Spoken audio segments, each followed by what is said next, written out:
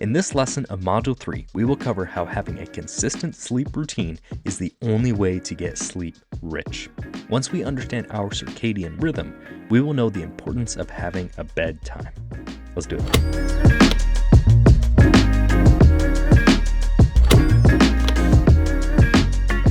All right, it is time to get rich, time to get sleep rich. And we got to start off with one more belief. If I stay up, I'll just sleep in. Well, not all time spent asleep is equal. A consistent bedtime will be more potent than a shot of espresso ever could be. And I'll tell you why that is in this lesson. First up, as we try to focus on improving our average to improve our lower end, we can do that by focusing on the ways to get 100% nights of sleep. So what I've found from my experience and from the research online, the best ways to ensure you're getting a 100% sleep quality night of sleep is going to be 7.5 to 10 hours in bed. That's in bed time, not necessarily sleep. But when you are asleep, that's going to be 6.5 to 8 hours. You are going to have little to no food 2 to 3 hours before bed. So that way you don't have any digestion interfering with your body temperature and your ability to fall asleep and stay asleep. Same thing with having the room temperature around 69 degrees or less. That'll be a little bit different depending on person and who you are and your own sort of sensitivity to temperature. Next, no waking up to use the bathroom. So that means try not to drink any water or your last liquid around 2 hours before bed. And then you do have to have some consistency. So in the past 5 days, typically you will only get a 100% sleep quality if your days before it have also been relatively higher. So that's why it's so important to have a higher average, because when we can have a higher average that is above 75%, 80%, you can get to the point in which getting these 100% days start to happen more often, rather than just kind of once a month in which you are really needing that one night of sleep that just makes you feel your best.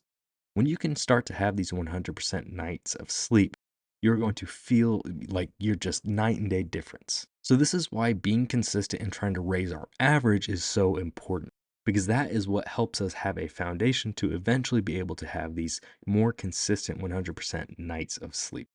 And again, these will not come, once a week, maybe they'll come once every other week, but being able to have the consistency is the key to being able to eventually get these occasional 100% nights of sleep. So don't focus on these 100% nights of sleep, but understanding how we can get towards that is how we can raise our average consistency, which means the single greatest habit we can have is a get in bed time. If we can try and fall asleep at the same time every night, everything afterward will kind of average out. So if we fall asleep every time at the same night, we will typically wake up around the same time every day as well. In order to do this, you need to treat weekends and weekdays the same. Our body doesn't know what a weekend is. It just kind of knows this daily cycle of falling asleep, waking up. And what that is a circadian rhythm, which is just any natural physical, mental, or behavioral changes that occur roughly every 24 hours.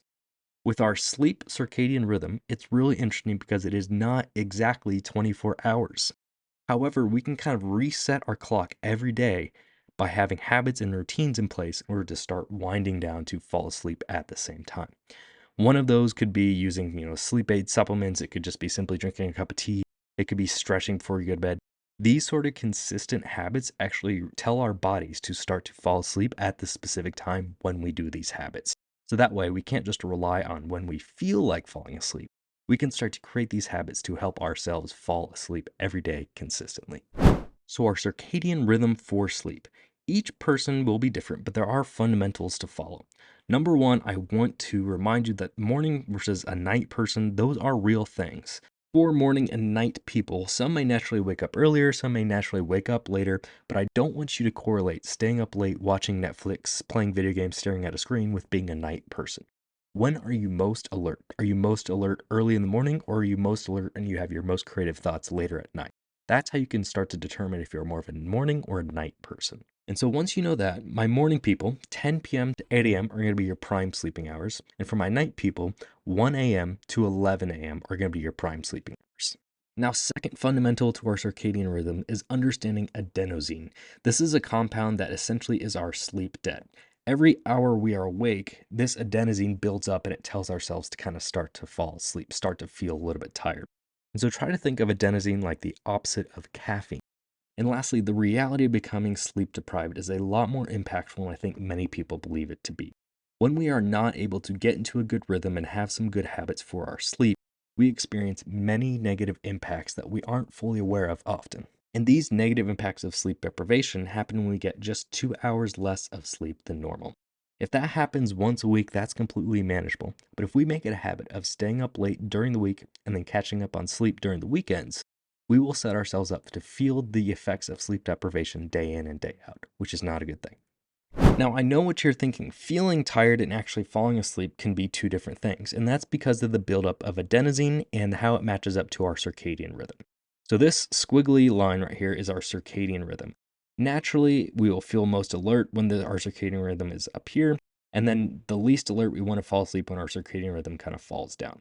Throughout our day, this adenosine builds up constantly, and we feel it the most in which we feel our least alert, and it's been the longest time throughout our day. And so that is going to be the prime time to fall asleep. We get a second wind throughout the day, not because our adenosine has gone away, but because our circadian rhythm naturally matches up. Here's what that looks like. If we don't fall asleep, this second wind isn't because we have less adenosine, but it's because our circadian rhythm is now a little bit less impactful than it was at our prime falling asleep time. And so when we aren't consistent and we aren't falling asleep at the same time every night, this is what that would look like. Where we're awake during the day, we fall asleep 11 p.m., wake up 7 a.m. This is a morning person right here. When we aren't consistent, our adenosine keeps building up. And so this is what it looks like if someone spends an all-nighter right here. This is an extreme example, but our adenosine keeps building up irregardless of our circadian rhythm. Unfortunately, we can't rely on falling asleep just when we feel tired. We need to create habits to fall asleep at the same time every night or to be in sync with our circadian rhythm and being able to pay off our adenosine sleep debt. The reason for that being, if we get sleep deprived, this is an extreme example again, but if we spend several nights in a row in which we let our adenosine build up, to pay it off, it's tough to do it all in one night. And so we'll pay off a little bit, but then build up that same next day. Pay off a little bit more, keeps building up the next day when we're awake. And so we stair step our way down. It's much easier to build up adenosine than it is to pay it off. And so unfortunately, we cannot afford an all or nothing approach to sleep. We can only pay sleep debt and we can only pay off our adenosine effectively with increments, which is why being consistent with a sleep routine is so important. Beauty of this, though, this is what I mean by getting sleep rich. When we are able to be in a consistent sleep routine, we may spend an extra night in which we stay up a little bit longer and then we pay off a little bit. But that dip right there is not super substantial. And so the next night we kind of get back on our routine and then we're kind of back to normal again. When we can get sleep rich and we can get in a consistent cycle, those one-off days in which we are off our routine, you really don't feel the effects of it. And so the beauty of putting in work to get a consistent sleep routine and be in sync with your circadian rhythm is that it makes you much more resilient to those nights of sleep that are bad or aren't optimal or aren't your consistently average good nights of sleep. So essentially, get a sleep routine, get consistent with going to get into bed at the same time at the very least every night, and then you will never really get anything below a 75% sleep quality unless you spend that night getting wasted partying throughout the entire night. Overall, put in the work to be consistent and get sleep rich, and it will be like 10 times less difficult to get the same benefits of consistently good sleep. Now, how does sleep relate to our diet and exercise?